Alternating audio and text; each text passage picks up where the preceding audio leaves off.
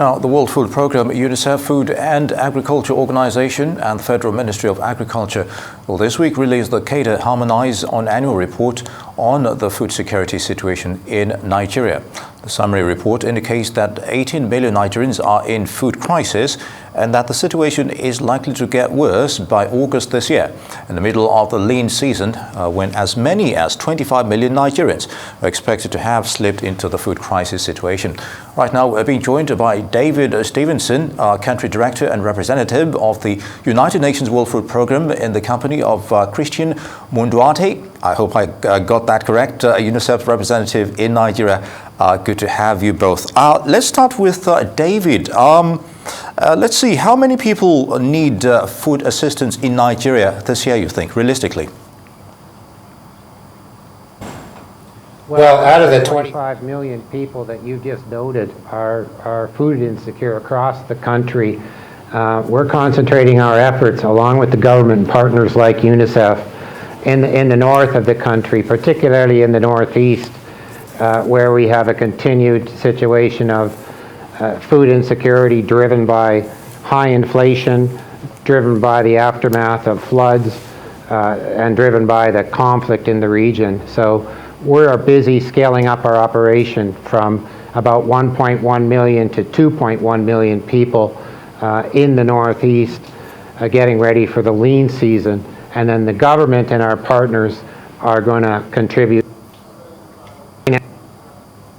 3 million people that will be assisted by the World Food Programme and our immediate partners out of the 4.4 million people in need. What that means is that there is a large number of needy Nigerians, food insecure, some in emergency crisis situation, which are not going to receive the food assistance required.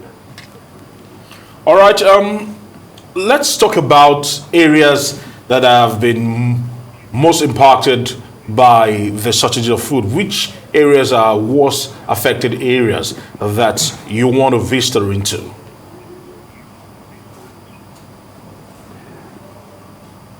Well, the framework that's been announced, the Cadre Harmonize, which is a common framework, looked at the entire country and identified 20 states with a total 25 million food insecure. But the deepest concern is in the north, as I mentioned, and in particularly to the northeast, the 4.3 million. But that is matched in the northwest by another 4.3 million that need assistance.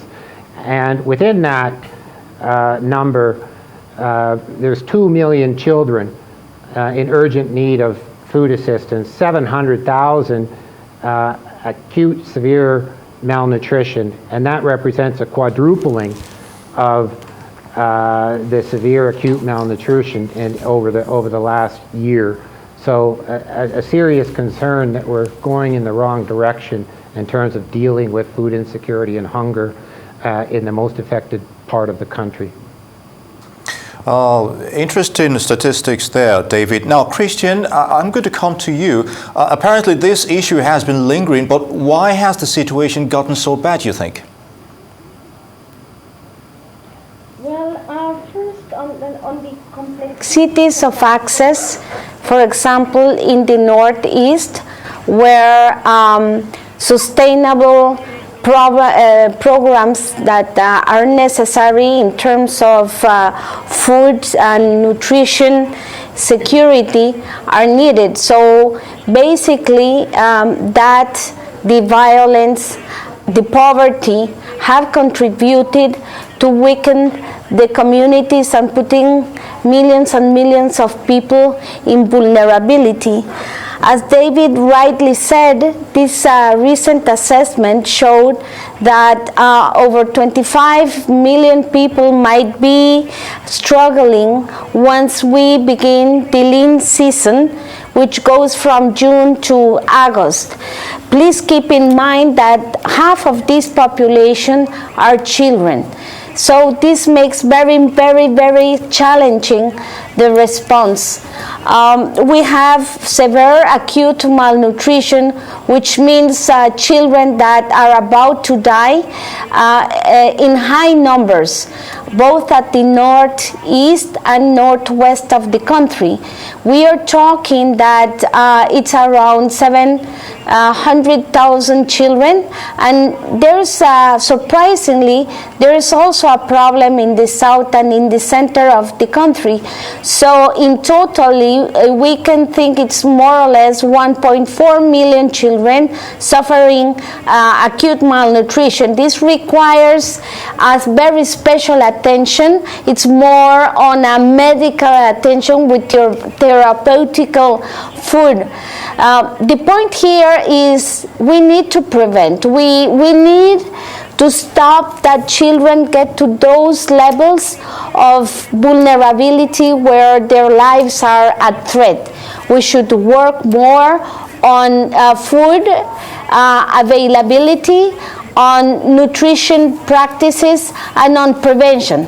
Unfortunately, in many times, we are here providing humanitarian support only because the emergency is such in a huge magnitude that, of course, the priority should be life-saving.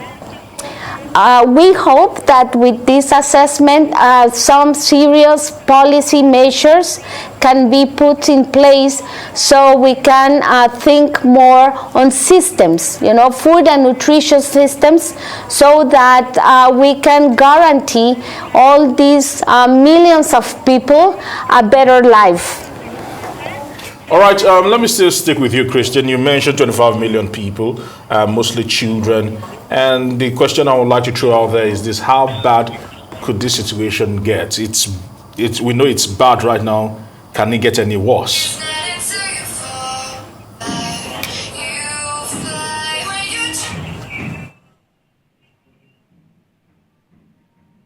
Sorry, can you repeat it? You said 25 million people, and mostly these people are children. And I'm asking, how bad can it get? Can it get any worse than what it is right now? Well, definitely, if life-saving measures are not put in place, but also, as I mentioned, more sustainable actions are in place as well, I think the numbers will continue increasing. So it is really important to come up with, sustainable solutions. The other point is that there are several actions that we carry as UNICEF in support to the government. For example, providing vitamin A to both children and women, and that is a program we have all over the country. So in 2022 alone, we covered approximately 23 million children that were fortified with vitamin A, which is a micronutrient that is really important and necessary for children, for adolescent girls, young women, and the mothers as well. I think that, as said, we need to have, for example, in the Northeast, more access so that we can deliver our humanitarian support. And currently, we are joining efforts with the state government of Borno so that we can also, as the United Nations, bring sustainable and more resilient solutions to this situation. I would like to make a call in terms of the need for a more integrated response in this regard. So yes, we really need to respond to the nutrition emergency and the lack of food. This has to be combined with health services, with social protection programs that can enable poor families to address and to confront this very worrisome situation. And once again, I would like to insist that the country needs to make further steps in terms of a robust food system. Very good, Christian. Now, David, riding on what Christian said regarding the proficiency of vitamin A, as it were, but how does the whole scenario affect the nutritional needs of children? And what's the UN World Food Programme doing about this?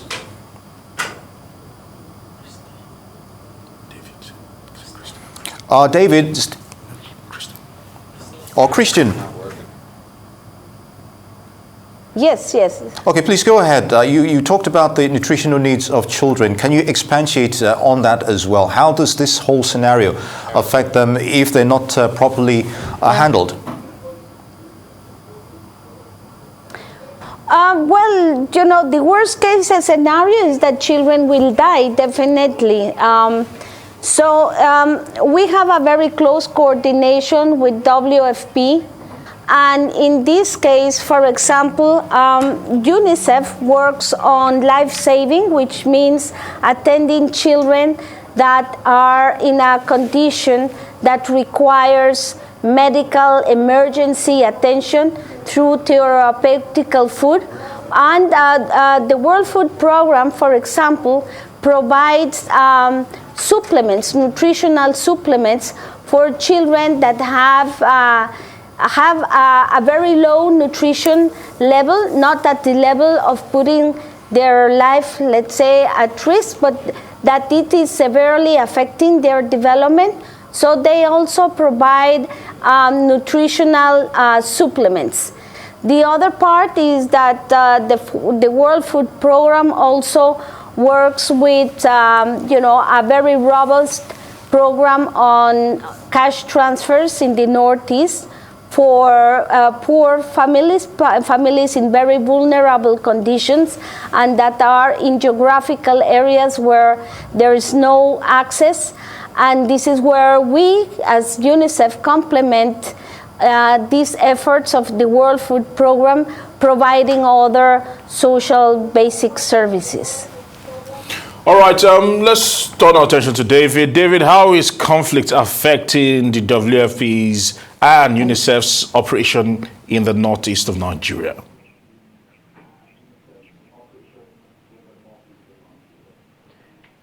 Thanks, Aaron.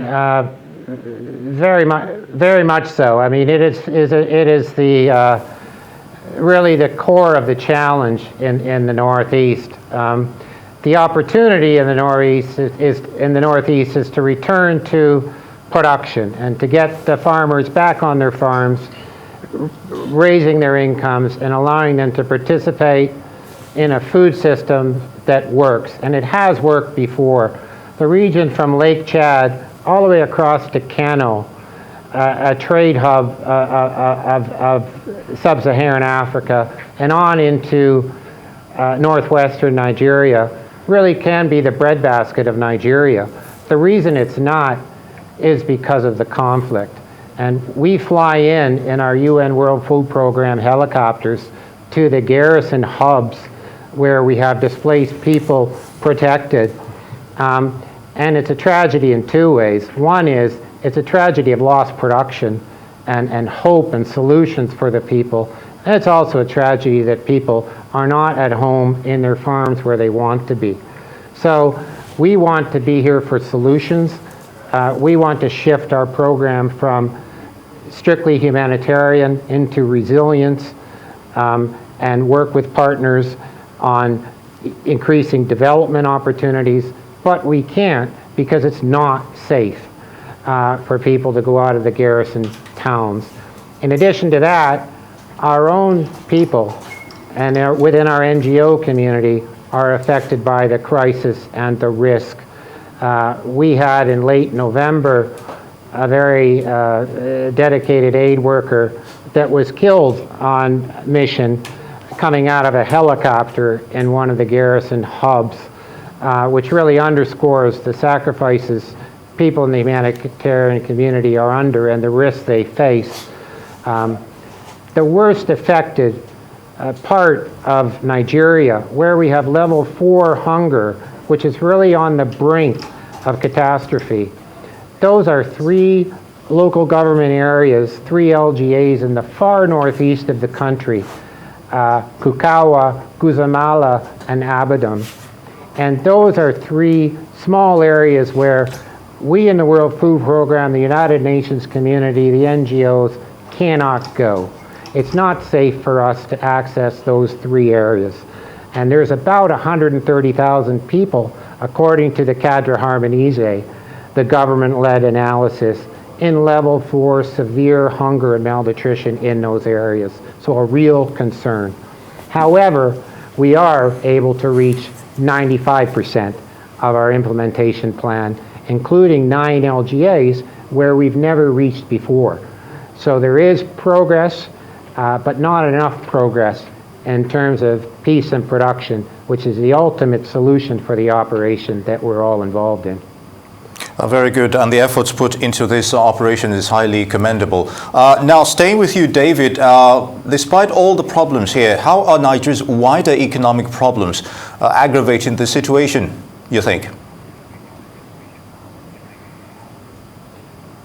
Sure, the economy is important. Where there's strong economic growth, there's more capacity to solve the problems. I've mentioned the Northeast as both an economic drain, but a potential opportunity for economic growth through the agricultural sector. Now, people have been hit in the last couple of years. They were hit by the COVID pandemic, the associated inflation created by the pandemic. Our colleagues at the IMF, the International Monetary Fund, estimate that food inflation across the country is 24%. And it's up to double that amount in some of the worst affected areas. They were hit by floods. All of Nigeria knows how devastating the floods were, and people are still in need of recovering by those floods. So it's a drain on the economy.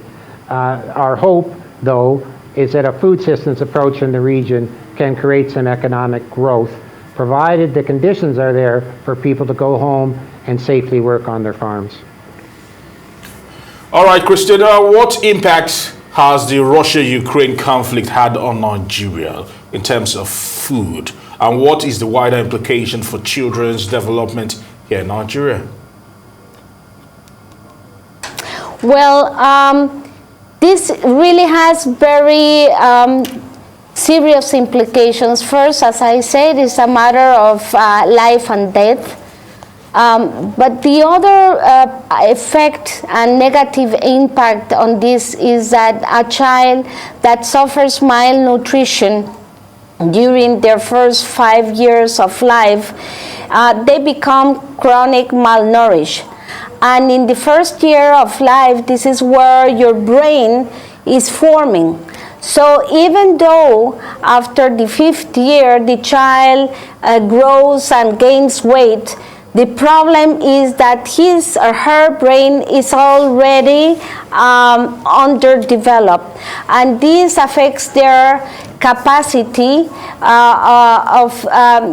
their intellectual capacity, which at the end also has a repercussion in their education and in their formation and preparation for their future. So they become students that, compared to other students that were well nourished, they're well behind in their learning capacity. So this will really hit Nigeria as well in the coming years, because the child grows and they become adults, they become economic, productive and active, and there you will have a mass of population that are coming with less capacities to confront the demands and also the opportunities that the world and the country